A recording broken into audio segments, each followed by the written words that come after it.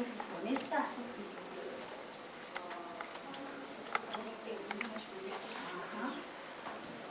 Ахтай тэр асуулт асуугаад тийм үгүй гэж хариулсан эргээд ярилцах санах боломжгүй тийм асуултыг хаалттай асуух гэж байна.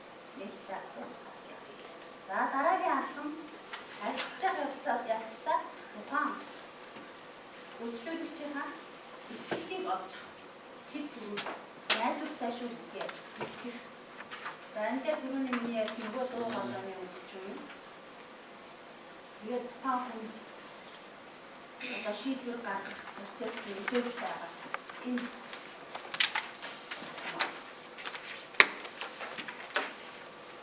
долоогоор алхам харилцаа үүсээ бүхний яах нь анаачлаа батаа өөрийн бод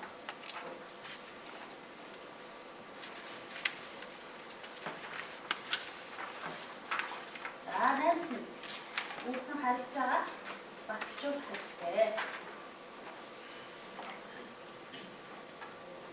Бодлуулалтаа хийх боломж олгосон бол одоо дахиад уулзах цуглаа хийх хэрэгтэй шүү дээ. Энэ нэрийн бодлоо бүх дараагийн уулзалт хийх үгээр фонд хатагт байгаа дараа хийх шинэ сэтгэлгээсээ одоо хатагах. Тэгээд эргээд уулзах амжилтыг хүсээд тэгээд харилцаа маань дуусах. Окей. Тэгээд нөгөө халамж тавих гэж байгаа. Халамж тавих.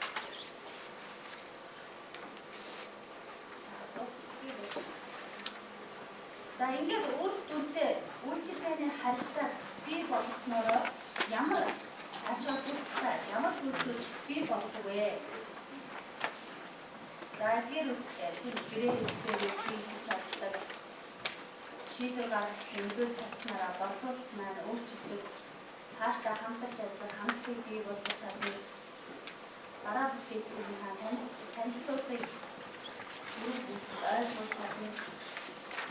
Ингээд хамтын ажиллагааны нэрээр амжилттай бодлуулалт маань энэ одоо бодлуулалт хэлээгүй зөвхөн одоо мөнгө хавттай биш үйлчлэгээ ч орж ирж байгаа гэдэг ойлголт үйлчлэж байгаа. За ингээд эцэст нь яах вэ? Хүн бүр чамд ямар нэгэн юм өгдөг учраас энийг ч битгий буруутгах. Сайн хүмүүс чамд аз жаргал өгөх, муу хүмүүс чамд туршлага өгөх, адгийн хүмүүс чамд шугамж өгөх. Харин гайхалтай хүмүүс чамд урсамж өгдөг юм аа. Ийм учраас харилцаа эргээд хийж байгаарай. За энэ өнөөдрийн маш идэвхтэй, маш одоо хичээлтэй, хүлээцтэй орж одоо байцааг дээр тавьдаг. Хас өдрийн турш хамтдаа байсан та бүхэнд баярлалаа. Тэгээд ажилч чинь одоо жижигхэн ч гэсэн санаа оноо нэг чадвар өнөөдрийн бидний бүхтэй маань гол зорилго болчихно. Цаашдаа магадгүй одоо баярлал багш одоо бэлгээ захир надтай холбогд хэрэг гарууд за энэ утсаар мэйлээр холбогдож болно шүү.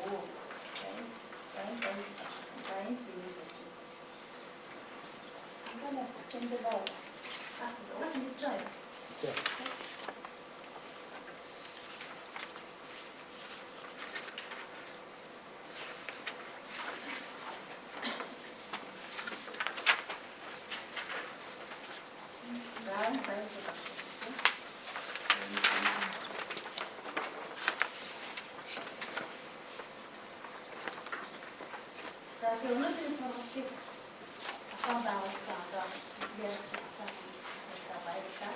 Дахиад хэлчихээ багштай байдаг. Бид одоо авсан хамтдаа ахиж ажиллаж байгаа. Өөр яг мөчгөө талаа одоо ахиж ажиллаж байна.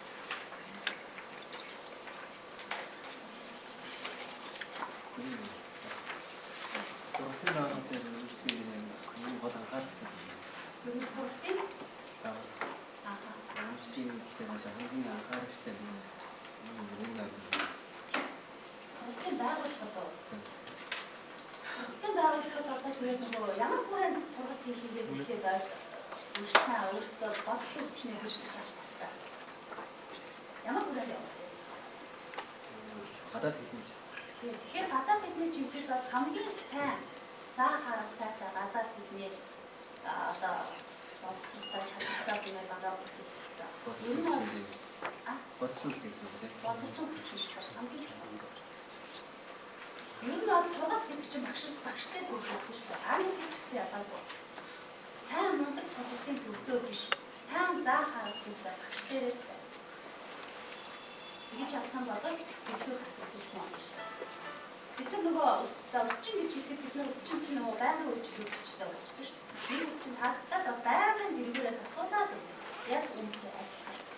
Тэр багш бид нэгдэж заахаар зурж чадаад амж чадсан бол ингээд хүмүүс шаваад багш дээр нь шаваад тэр ингэж зөвлөх байна. Магадгүй бас өөр олон зүйлүүд байгаа шүү дээ.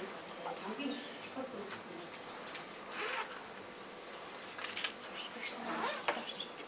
өөр ярилцах зүйлүүд байна.